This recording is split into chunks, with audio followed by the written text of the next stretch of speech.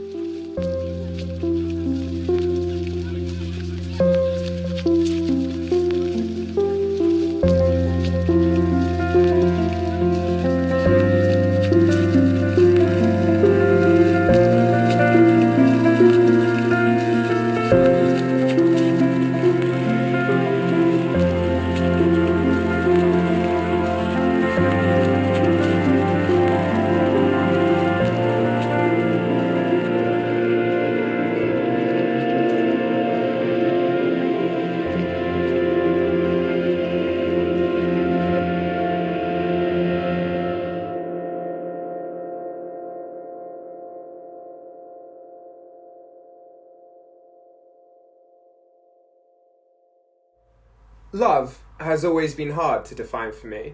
Not that it's supposed to be easy, but I could never really tell the difference between one infatuation from another deep emotional connection. I recently heard someone say that love is when you care for someone despite their flaws. But true love is when you care for someone because of their flaws. Andy has this annoying habit where he sings at the top of his lungs whenever he's doing house chores or busy work. Now, I don't have any issues with music or singing for that matter, but Andy has just the most horrendous singing voice you could possibly imagine. Like, when he sings, I'm pretty sure he doesn't even hit a single note on key. And it's glorious. Every single time I see Andy pull out the vacuum or grab a dish towel, I know that the singing is just moments away. And it makes me smile. Every single time Andy sings, I smile because I know it makes him happy. And for me, that's all I need to know.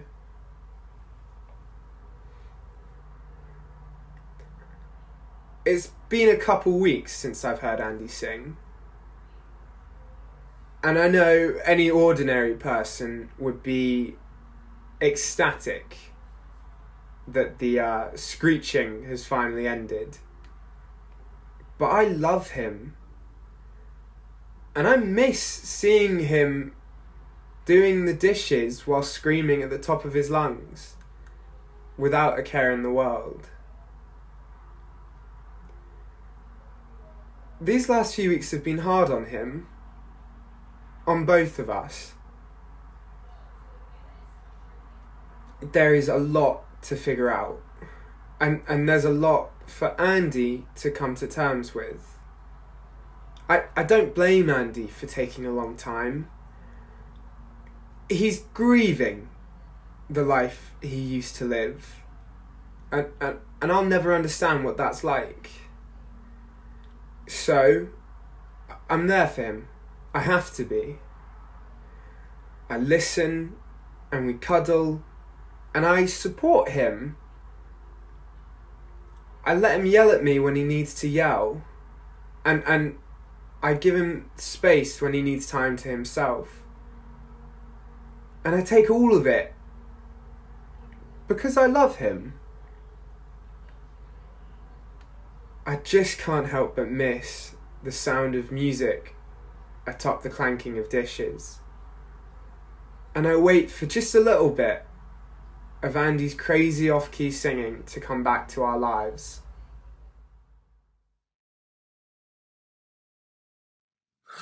You know, I used to think you could get AIDS just by having anal sex.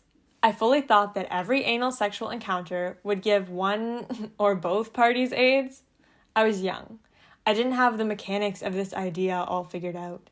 And this was way before I understood about viruses and how diseases spread. But based on what I had seen on TV and the little bit I knew about being gay, I really thought that by having anal sex, you would get AIDS. And there was nobody to ask these questions to. There was nobody to confirm or deny my theory, so for years it remained simultaneously true and untrue at all times.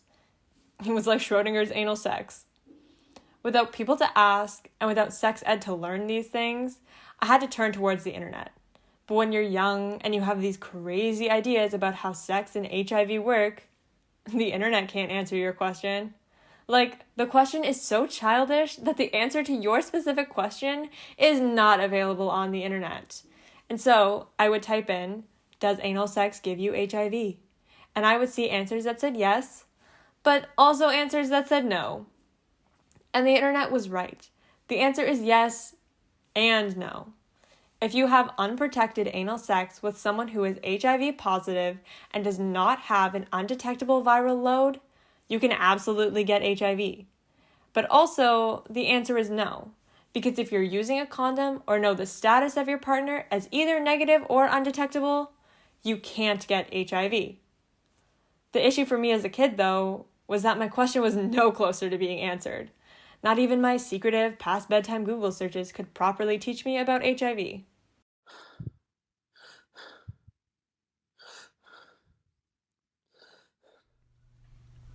I had a really good time last night. So did I. We should do it again sometime. I agree. When are you free? Are you sure you don't have HIV? What? Are you sure you're negative? Yeah, like I told you last night. I got tested a couple of months ago. Right. Yeah. Sorry. But I have had a few sexual encounters since I was tested. Like I told you last night, though. Yes, of course. I just wanted to make sure. I get freaked out sometimes. We used protection. I know. So you shouldn't worry. I just don't know what I would do if I got HIV. I don't know how I'd live with myself if I got it. It's just gross. I just don't want to die.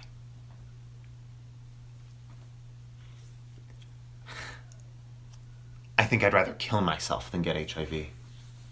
You know HIV isn't a death sentence, right? No, I know that. You can live a long and healthy life with HIV. I just could never have sex with someone who's positive. They're normal people. You know, I've had sex with guys who are positive before. What? Really? Yeah. And you're sure you're negative? How long ago was this? A while ago. And yeah, he was undetectable. I've been tested since. Okay. I guess.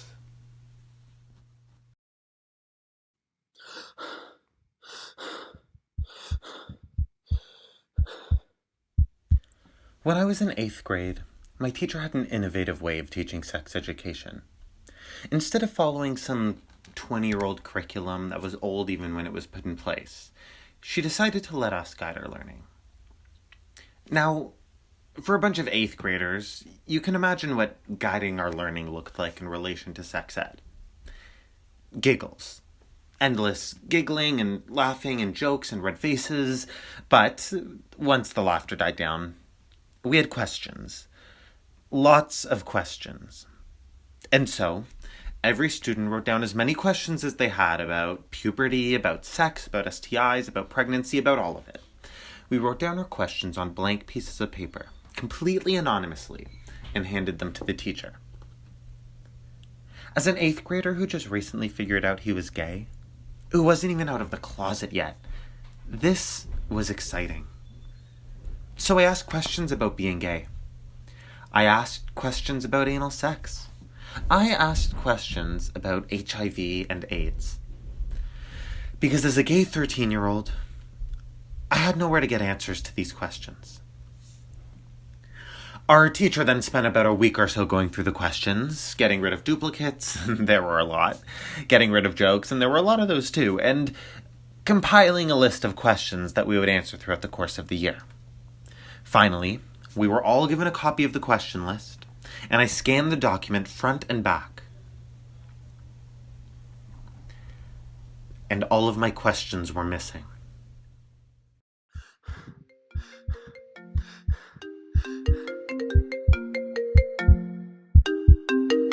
Hi, I'm calling to tell you we have the results from your most recent STI panel. Your test for syphilis and gonorrhea did come back negative, but your test for HIV and chlamydia came back positive. I know a diagnosis like this can be surprising, but the best thing to do is to move forward with treatment. I have HIV. Yes, your HIV test came back positive. Can I never have sex again? Once you're started on treatment and your viral load decreases to a manageable level, there's no reason that you won't be able to continue having sex. Am I going to get AIDS? No. I'm sure you have lots of questions, and I have those answers for you. I would like for you to come into my office tomorrow, and we can talk about getting you started on treatment as soon as possible. But to answer your question, no. You won't get AIDS if you stick to our treatment plan. Okay. Would you be able to come in tomorrow at 10 a.m.? Yeah, that works for me. Okay, I'll see you then, and try not to worry too much. I'm sure you're overwhelmed and confused, but I want you to know that HIV isn't the death sentence it used to be. What I want you to do is, anytime throughout the rest of the day, when you think of a question you have for me, I want you to write it down. Tomorrow, we'll go through every single one of your questions. Does that sound all right? Okay. Thanks.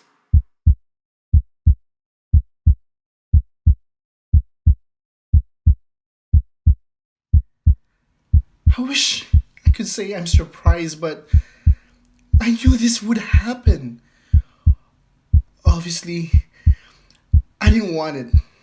Obviously, I was hoping that it would just come back negative. And I had some other treatable disease or STI that could explain the fever, the symptoms. But I guess no. I'm not surprised. I'm upset. I'm sad. I'm angry. I'm embarrassed. I'm scared. But I can't say I'm surprised. And I'm sitting here, rocking my brain, trying to figure out how I got it and who I got it from. But why the fuck does that matter? I know why I got it. It's because I'm a slut. And I have way too much sex with way too many strangers. I had unprotected sex like I always do. And of course, this fucking one time, it didn't go so well. For me, now did it.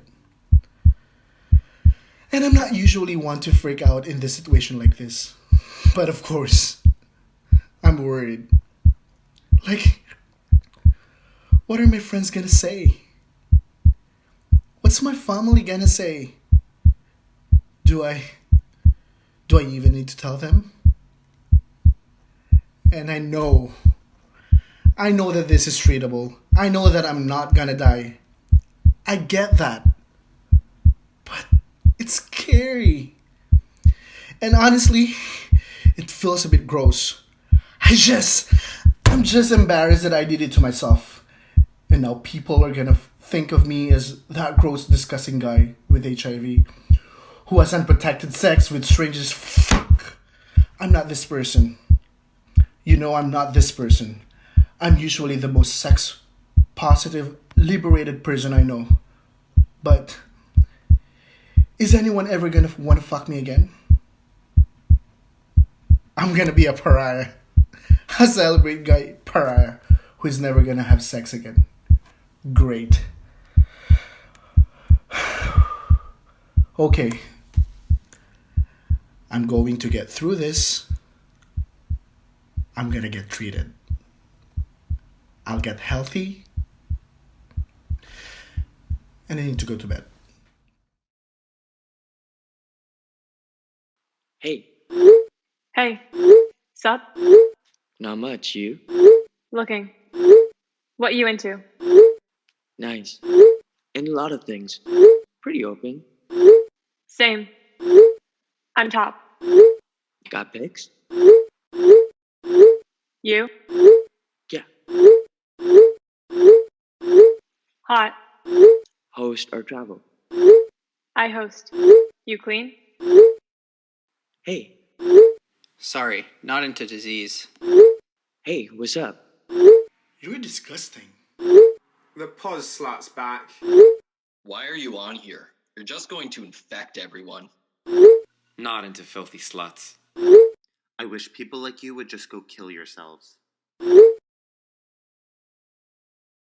Host or travel? I host. What's your status? Unpaused. Undetectable. That okay? Yeah. I'm on prep. Still down to meet up. Awesome. Is it okay if I ask some questions though? Ask away.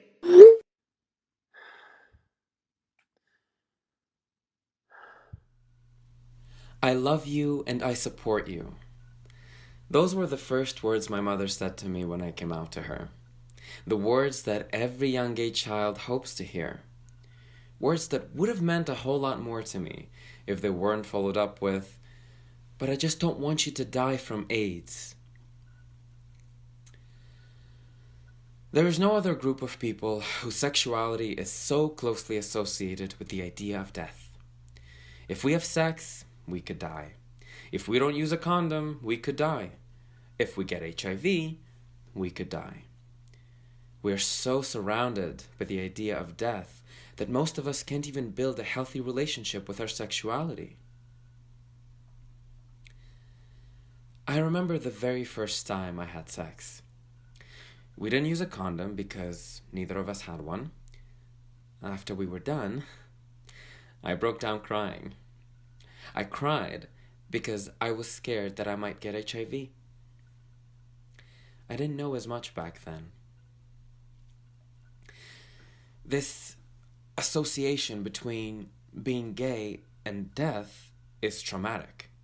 It's traumatic for all gay people, but it's particularly traumatic for those of us that do go on to get HIV.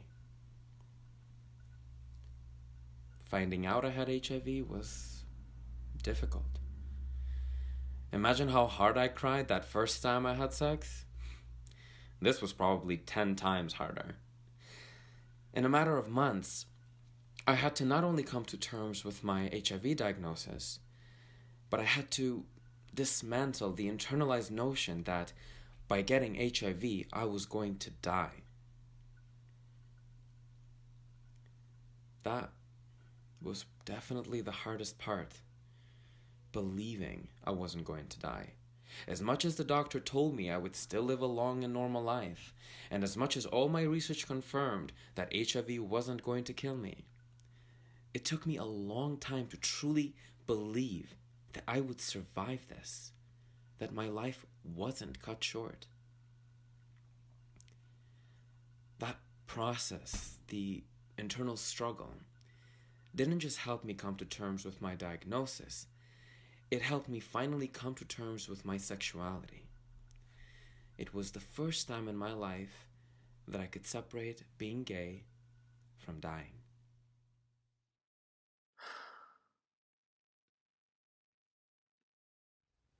If it weren't for HIV, I wouldn't be the person I am today. I've learned to be more accepting and understanding. I've become a more open person. But most importantly, I'm more secure in my identity than ever before. It may sound counterintuitive, but right now is the healthiest I've ever been. HIV taught me how to take care of my body, and I'm grateful for that. I never used to go to therapy.